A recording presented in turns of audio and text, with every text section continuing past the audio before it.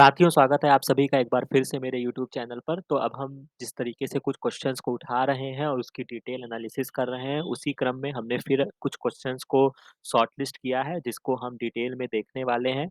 तो उसके बारे में अब हम डिटेल में समझेंगे।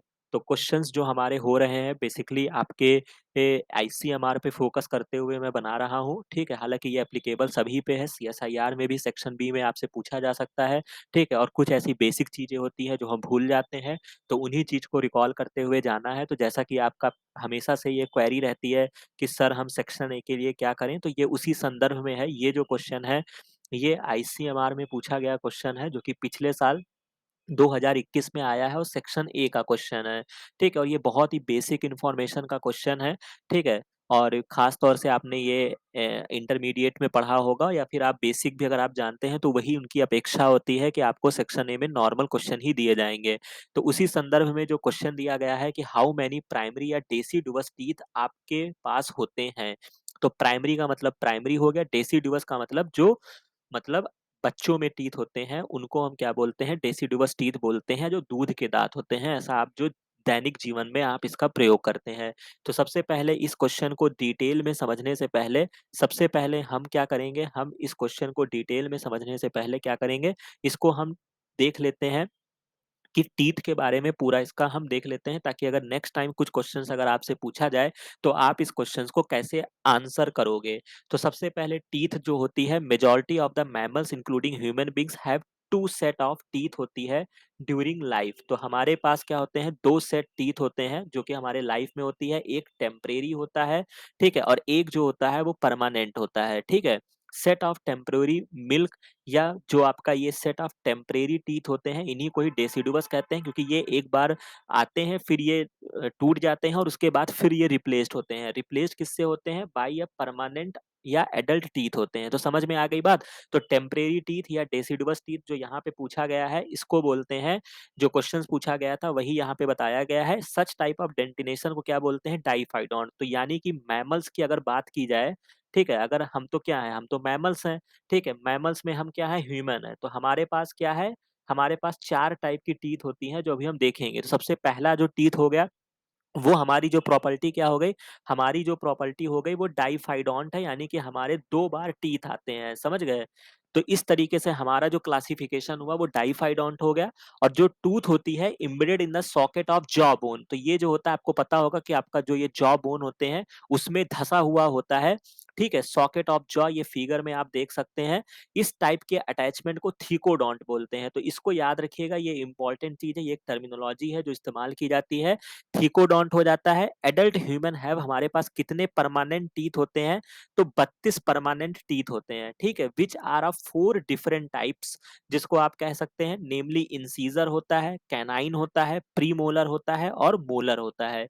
तो चूँकि हमारे पास 4 डिफरेंट तरीके के टीथ हैं, तो क्या हो गया? हेटेरोडोंट हो गए हम। तो यानी कि हमने क्या समझा?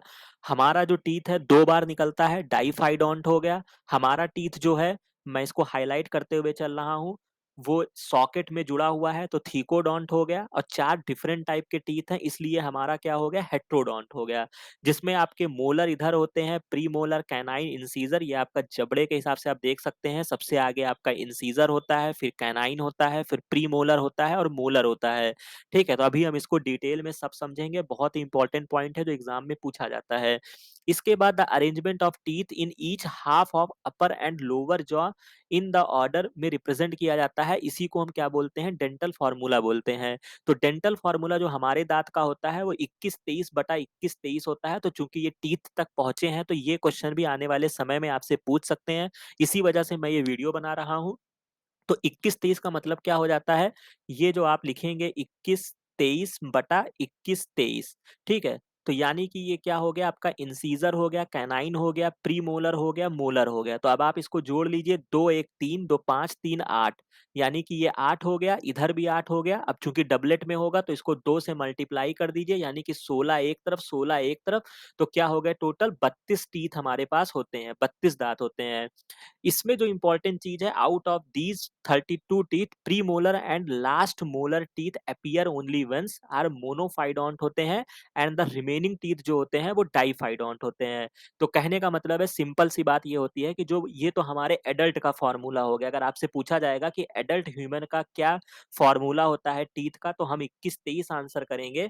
लेकिन लेकिन जो आपको बच्चों में पूछा जाएगा यानी चिल्ड्रन में जब पूछा जाता है मतलब 5 साल तक के बच्चों में या जो भी होते हैं, उसका जो फ़ॉर्मूला होता है वो 2102 बटे 2102 होता है, ठीक है? क्यों होता है? क्योंकि इस लाइन में लिखी गई है कि प्रीमोलर के बारे में तो पूरा बोल दिया है, यानी कि अगर आपसे ऐसे भी क्वेश्चन डिज़ाइन करके पूछे जाएँ कि बच्चों में कौन से टीथ नहीं होता है, तो बच्चों में प्रीमोलर नहीं होता है, इसको याद रखिएगा।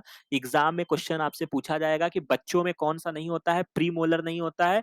इसके अलावा मोलर तो आ जाता है, लेकिन एक मोलर जो होता है वो सबसे आखिरी में मतलब वो बनता है। इसी तरीके से जब आप एडल्ट हो जाते हैं मतलब जब आप 18 से या कह सकते हैं 14 से लेकर आप 25 साल की उम्र में शायद आपने इसको फेस किया होगा कि आपका पीछे का एक दाँत जो होता है वो निकलने लगता है, जो दिक्कत पैदा करता है जिससे आपको दर्द होता है। तो वही जो होता है वो आपका लास्ट मोलर होता है, जो बाद में बनता है, ठीक है? तो कुल मिला के बच्चों के लिए जो टीथ होगा वो 2102 बटा 2102 होगा। तो अब इसी को अगर आप कैलकुलेट कर लीजिए तो क्या हो जाएगा 2 1 3 2 5 5 बटे 5 इसको 2 से इसको मल्टीप्लाई कर दीजिए, 2 से इसको मल्टीप्लाई कर दिए 10 बटा 10 आ गया यानी कि 20। तो यानी कि जो 20 टीथ बच्चों में है यानी कि यही 20 टीथ जो होते हैं एक बार गिरते हैं फिर दोबारा बनते हैं। समझ रहे हैं? तो यही इम्पोर्टेंट चीज़ था, यही क्वेश्चन आपसे पूछा गया था, यही स्टोरी थी हाउ मैनी प्राइमरी या डेसिडुअस टीथ जो होते हैं वो नॉर्मल ह्यूमन्स में होते हैं। तो यानी कि 20 टीथ जो होते हैं वो इस तरीके से होते हैं, 32 नॉर्मल होते हैं मतलब एडल्ट्स में होता है, 20 पूछा गया है। इसके बाद जब नेक्स्ट में आपसे पूछेंगे फॉर्मूला पूछेंगे तो 2103 बटा 2103 ये याद रखेंगे, ठीक है? लेकिन जब चिल्ड्रन की बात होगी तब क्या हो जाएगा 2102 बटा 2102 और प्रीमोलर हमारे में नहीं होता है। तो इतनी इन्फॉर्मेशन हमने यहाँ से सीख ली है। अब जो हम यहाँ पे थोड़ी और एडिशनल इन्फॉर्मेशन लेकर जाएँगे, उसको देख लेते हैं और वो इन्फॉर्मेशन क्या है? तो वो इन्फॉर्मेशन है hard chewing surface covering the teeth पे जो होता है, ये आपने बचपन में पढ़ा होगा, नहीं पढ़ा होगा तो आपने कभी जनरल नॉलेज की बुक में पढ़ा होगा कि उसको क्या बोलते हैं, इनेमल बोलते हैं which help in the mastication of the food मतलब जब आप भोजन करते हैं तो उसको मैस्टिकेशन करने का काम करता है मतलब तोड़ने का कार्य करता है। तो जो हार्ड च्यूइंग सरफेस होता है, जो चबाने वाला सरफेस होता है, उसको इनेमल बोलते हैं। और ये सबसे hardest substance of the human body होता है। तो अगर आपसे क्वेश्चन पूछा जाएगा कि hardest substance of the human body क्या है? इनेमल होता है। ये एक स्पेसिफिक सेल्स होती हैं जिनको अमीलोब्लास्ट बोलते हैं। ये क्वेश्चन जो है ये आप जाके देख लीजिएगा, मैंने लगाना भूल गया हूँ। ये डीबीटी 2019 का क्वेश्चन है जो पूछा गया था। ठीक है? अमाइलोब्लास्ट से होता है और ये एक्टोडर्मल ओरिजिन होता है क्योंकि आपको पता है कि जब आप पढ़ाई करते हैं तो ये चीज़ें आती हैं कि कौन-सी मेसोडर्मल है, कौन-सी एक्टोडर्मल है, तो कौन-सी आपकी एंडोडर्मल है। तो ये जो होती है ये आपका एक्टोडर्मल है, अमाइलोब्लास्ट याद रखिएगा, इनेमल जो है वो हार्ड च्यूइंग सरफेस होता है, इसको याद रखिएगा।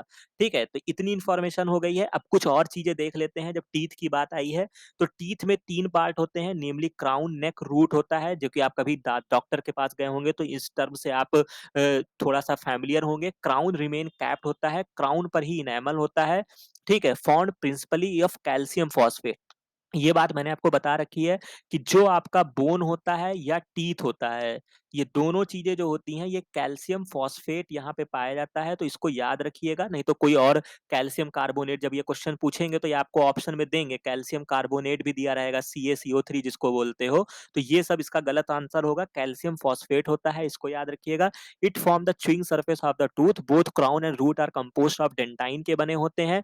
ठीक है, ये भी एक इम्पोर्टेंट क्वेश्चन है जो पूछते हैं। इसको जो सीक्रेट करती है वो ओडोंटोब्लास्ट होती है, तो इसमें तो कोई कन्फ्यूज़न नहीं है, डी को डी से जोड़ देना और ये जो सेल्स होती हैं आपकी मेसोडर्मल ओरिजिन होती हैं। ठीक है? तो चूँकि मेसोडर्मल एक चार्ट आप वैसे अब अभी तो समय थोड़ा-सा कम बच रहा है, लेकिन मैं एक चार्ट आपको प्रोवाइड करा दूँगा कि कौन-सी आपकी एक्टो है, कौन-सी एंडो है, कौन-सी मेसो है। तो जो एग्ज़ाम में मोस्टली पूछी जाती हैं, वो मेसो ही पूछी जाती है, ठीक है? और इस जो मेसो आपको जहाँ-जहाँ मिलता जाए, उसको आप क्या करेंगे, नोट डाउन कर लीजिएगा और यहाँ पर मैं इसको थोड़ा-सा आपको बता देता हूँ। जैसे कि आपकी ब्लड जो होती है, वो आपका मेसोडर्मल है, हार्ट आपका मेसोडर्मल है, ठीक है? बोन आपका मेसोडर्मल है, ये 3 तो याद ही रख लेना। ठीक है? और ये जो आपको ओडोंटोब्लास्ट मिला है, ये आपका मेसोडर्मल है। बाकी मैं इसका चार्ट आपको मिल जाएगा, नहीं मिलता है भाई तो गूगल किस लिए है? वहाँ पे सर्च करके इसको नोट डाउन कर लेना कि कौन-सा एक्टोडर्मल है, कौन-सा एंडोडर्मल है, कौन-सा मेसोडर्मल है। तो खैर इतनी इन्फॉर्मेशन हो गई है। ओडोंटोब्लास्ट हो गया, डेंटाइन हो गया, इसके बीच में एक सेंट्रल पल्प कैविटी होती है जिसमें नर्व और ब्लड सप्लाई होती है। तो खैर इतना डिटेल तो नहीं जाएँगे, बस आपको इतना ध्यान रखना है, डेंटाइन-वेंटाइन थोड़ा याद रखना। इसके बाद एक इन्फॉर्मेशन दी गई है, यहाँ पे हो सकता है आपसे पूछा जाए और शायद आप इससे फ़ैमिलियर होंगे। एलिफेंट टस्क मतलब जो हाथी की सूंड में आप देखते हैं ना कि एक दाँत खूब निकला होता है, वो क्या है? तो वो मॉडिफाइड इंसीज़र होता है, ठीक है? इंसीज़र होता है, इसको याद रखिएगा। वालरस टस्क मॉडिफाइड कैनाइन होता है, टीथ ऑफ स्लॉथ एंड ऐसे करके कुछ एनिमल्स है जहाँ पे इनेमल नहीं होता है, और टीथ किसमें नहीं होता है, ये 2 पॉइंट याद रखना, ठीक है? बाकी ये 2 स्किप कर सकते हो, ठीक है? लेकिन ये पॉइंट याद रखना कि टीथ किसमें नहीं होता है, बर्ड्स में नहीं होता है टीथ, स्पाइनी एंट ईटर में नहीं होता है, स्केली एंट ईटर में नहीं होता है और सम व्हेल्स में नहीं होता है, ठीक है? तो यहाँ तक इन्फॉर्मेशन आपको क्लियर हो गई होगी।